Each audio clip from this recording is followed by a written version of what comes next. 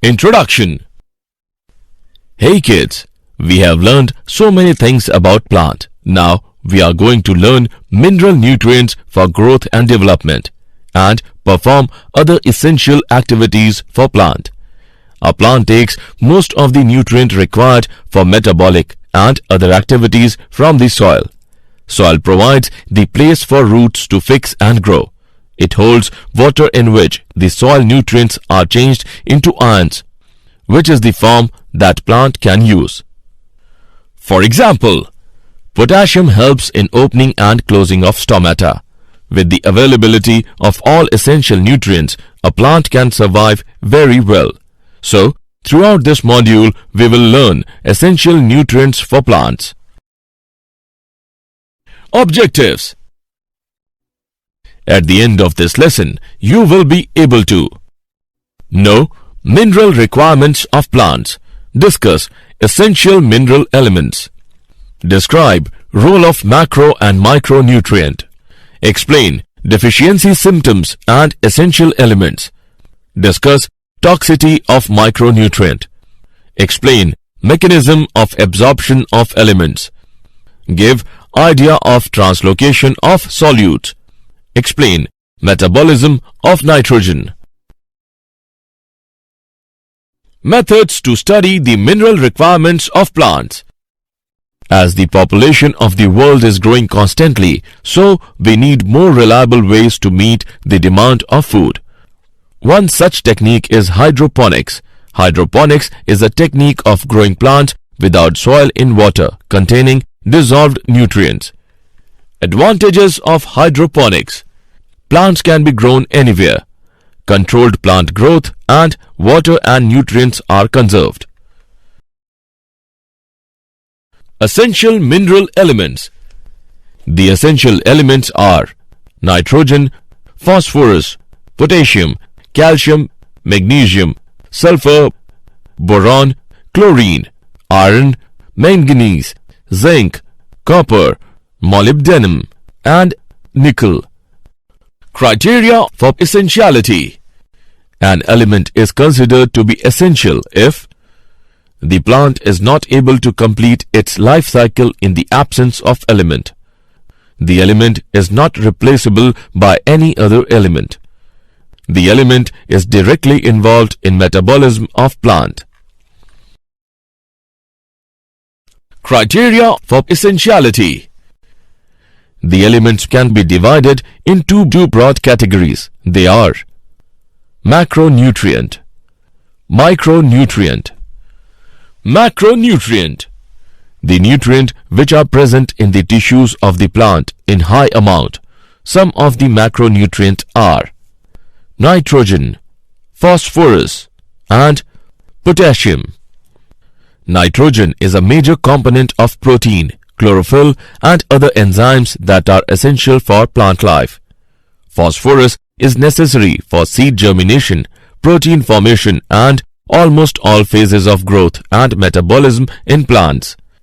Potassium is necessary for formation of sugars, carbohydrates, protein synthesis, and division of cell in roots and other parts of the plant.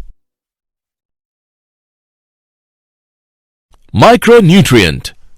Micronutrients are the elements essential for plant growth, which are needed in only very small amount.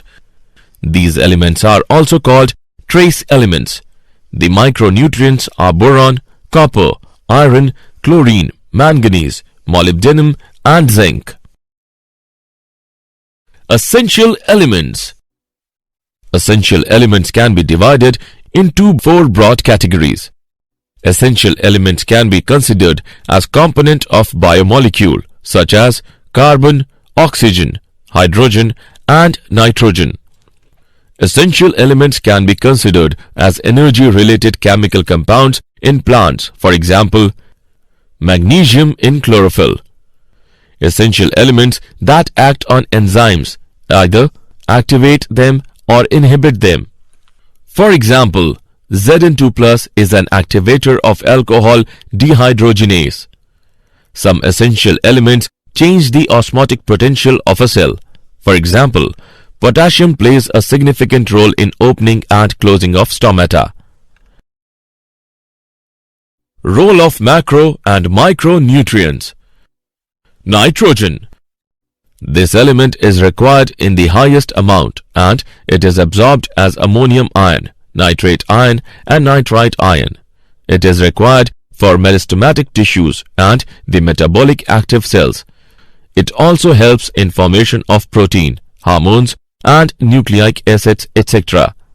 Phosphorus. It is absorbed in the form of phosphate ions by plants.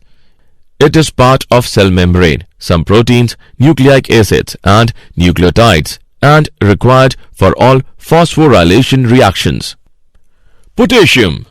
It is absorbed in the form of potassium ions. It plays important role in opening and closing of stomata and cell division. Calcium. It is absorbed by the plants in the form of calcium ions. It enhances water movement in cells and is necessary for cell growth and division. Calcium is immovable. Once deposited on plant tissue, there is a constant supply for growth. Magnesium.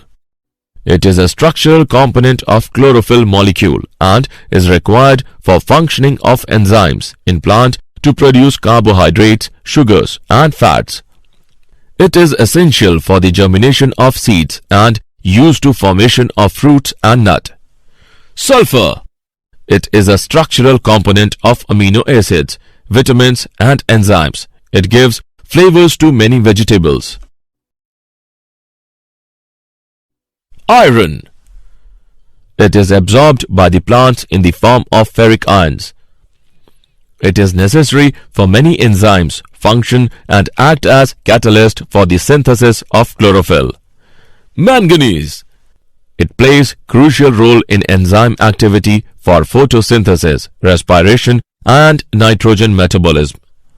Zinc. It is essential to carbohydrate metabolisms, internodal elongation and protein synthesis.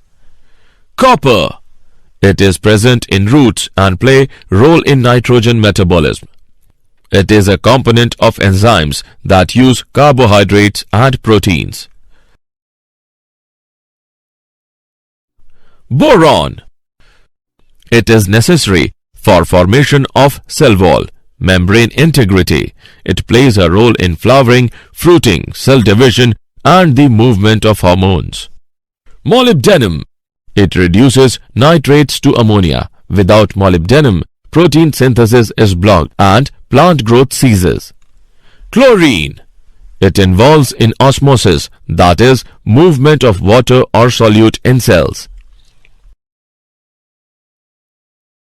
Deficiency symptoms of essential elements. When plants lack the required quantities of one or more essential elements, then plant shows poor growth and develop specific deficiency symptom. The morphological changes in plants due to deficiency of elements are called deficiency symptoms. Important deficiency symptoms are chlorosis, abnormal condition of green plants in which the stems and leaves turn pale green or yellow. The yellowing is due to a reduction in the levels of the green chlorophyll pigments. It may be caused by a number of factors. Deficiency of magnesium, iron or manganese is a common cause. Deficiency symptoms. Necrosis. It is the localized death of tissue of leaves. The death of tissues may spread to entire leaf. The deficiency of calcium results in necrosis of young meristematic regions, such as root tips or young leaves. Stunting. The growth is retarded. The stems appear condensed and short. The deficiency of calcium results in stunted growth. Dieback of shoot. Death of stems or branches of woody or herbaceous plants starting from the apex and proceeding downwards slowly or quickly due to copper deficiency. Toxicity of micronutrient. A fair increase or decrease in the amount of micronutrient required by the plant cause toxicity. The symptoms of toxicity are difficult to identify.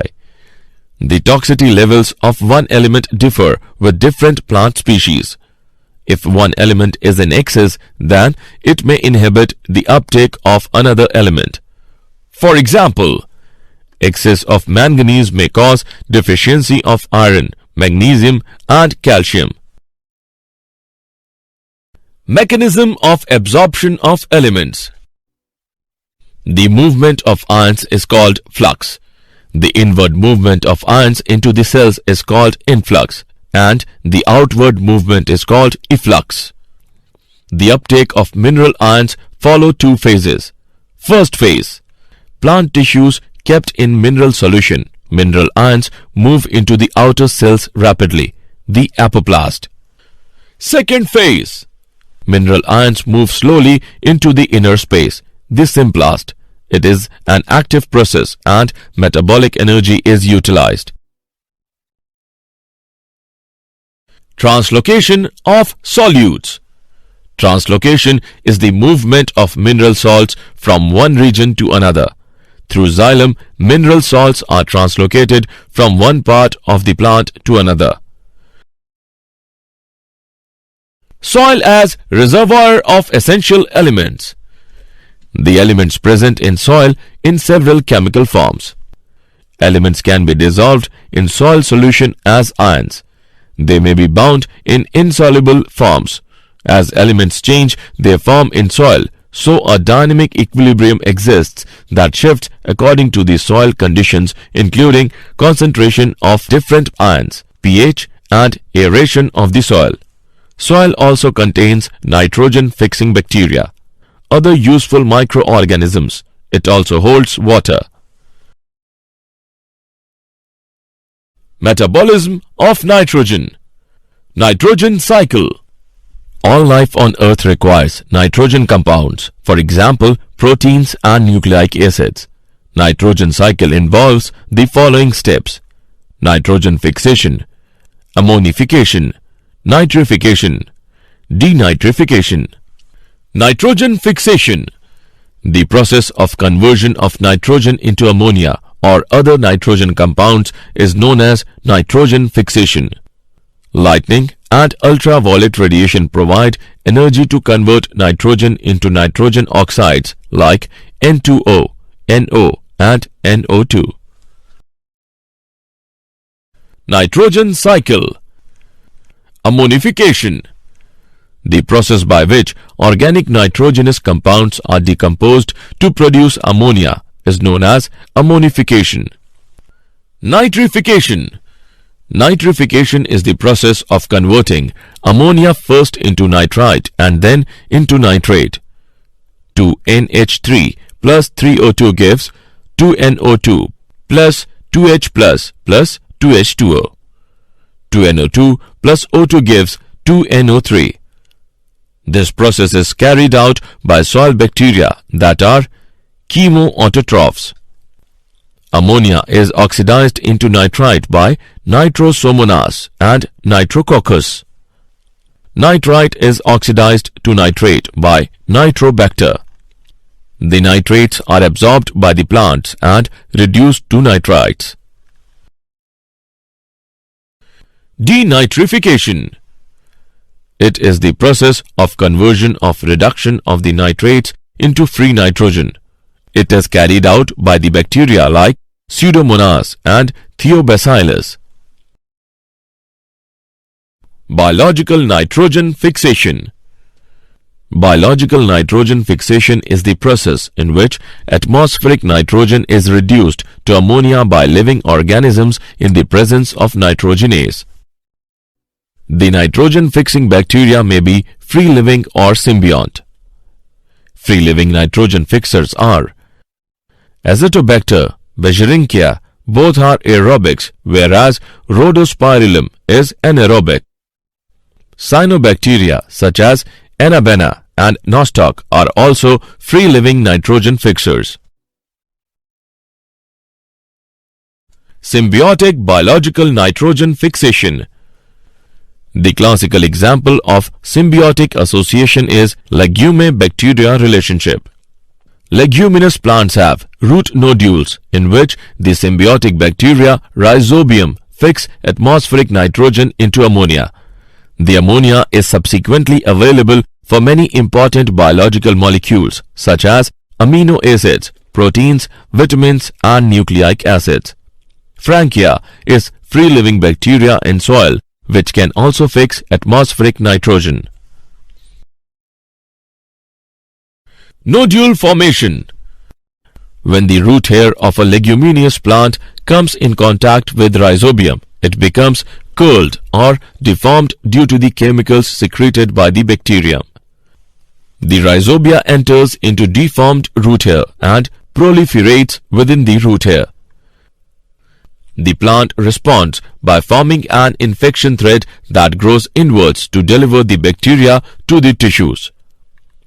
The nodule establishes contact with the vascular tissues of the host for absorption of nutrients. The formation of root nodules and nitrogen fixation occurs under the control of genes of legumes and genes of bacteria.